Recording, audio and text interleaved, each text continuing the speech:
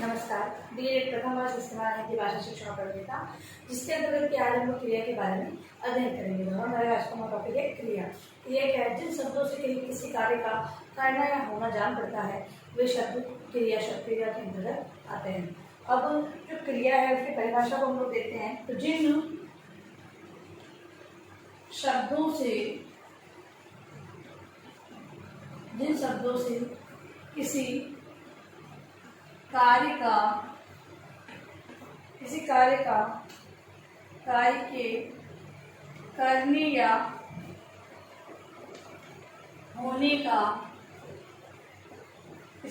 करने या होने का पता चलता है उन्हें क्रिया कहते हैं।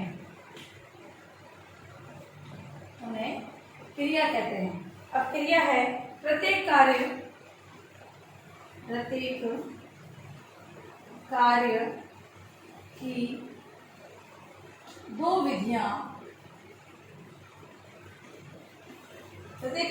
विधियां होती है। एक तो कार्य करना और तथा एक कार्य होता हुआ हमें दिखना।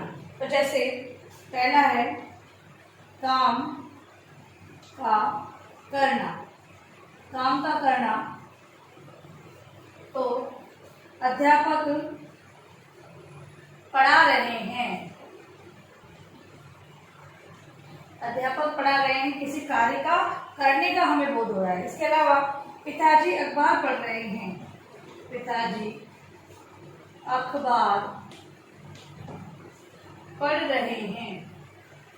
ये क्या है? काम के करने का हमें बोध हो रहा है। और दूसरी है काम का होना।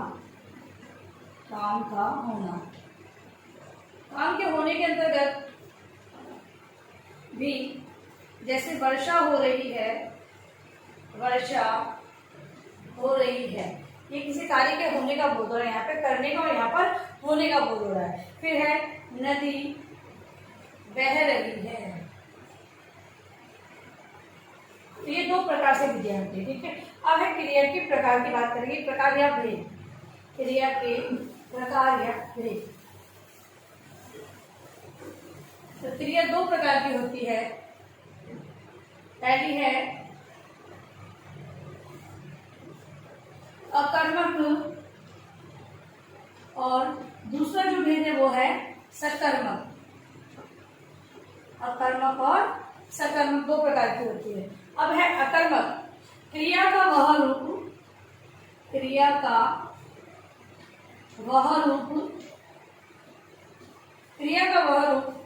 जिसे कर्म की अपेक्षा न हो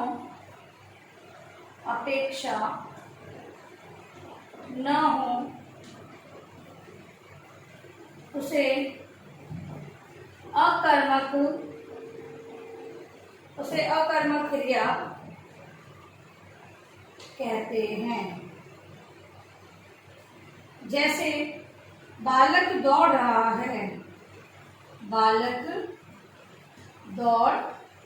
है। कर्म की अपेक्षा नहीं की जा रही, लेकिन कर्म यहाँ पर हो रहा है। तो यहाँ पर क्या है? अकर्मक क्रिया है। दूसरा उदाहरण, मोर नाच रहा है। मीरा नाच रही है। उदाहरण भी हो सकता है कि मोर नाच रहा है, ये भी आ सकता है अकर्मक क्रिया के अंतर्गत। फिर है अब अगर इसकी पहचान करनी हो तो पहचान करने के लिए हमें कैसा पता चलेगा? तो वाक्य में क्रिया के साथ क्या लगाकर प्रश्न पूछने पर उत्तर न मिले तो वह क्रिया अकर्मक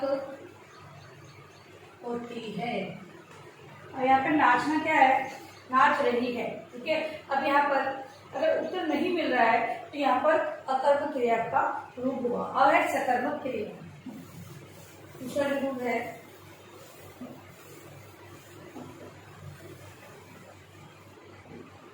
सकर्मक, इसके अंतर्गत की जिस क्रिया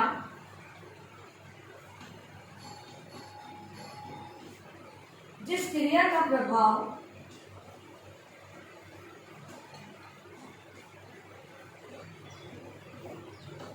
कर्म पर पड़ता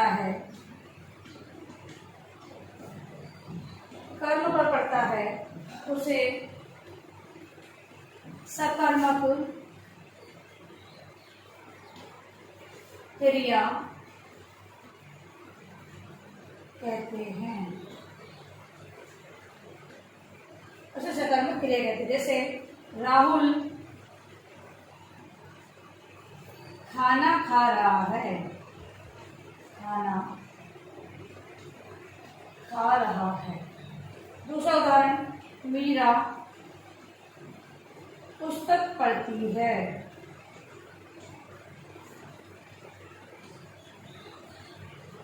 ये क्या है? ये सकर्मक, कर्म के साथ ये जिसका प्रभाव कर्म पर पड़ता है, किसी भी कर्म पर। पुस्तक को पढ़ रही है, यहाँ पर प्रभाव खाने पर पड़ रहा है, खाने को यहाँ पर पुस्तक पर पड़ रहा है, ठीक है। तो इसीलिए यहाँ पे क्या है, ये कर्म के साथ हुई। और अकर्मक के अंतर्गत या अकर्मक के अंतर्गत जो प्रभाव वो नहीं देखा तथा ये कर्म की अपेक्षा नहीं की जाती है, इसलिए वहां पर अकर्मक क्रिया होती है। तो ये थी हमारी क्रिया। अब लिखे अपना गृहकार्य प्रश्न आपने। क्रिया किसे कहते हैं? इसके भेदों को समझाइए,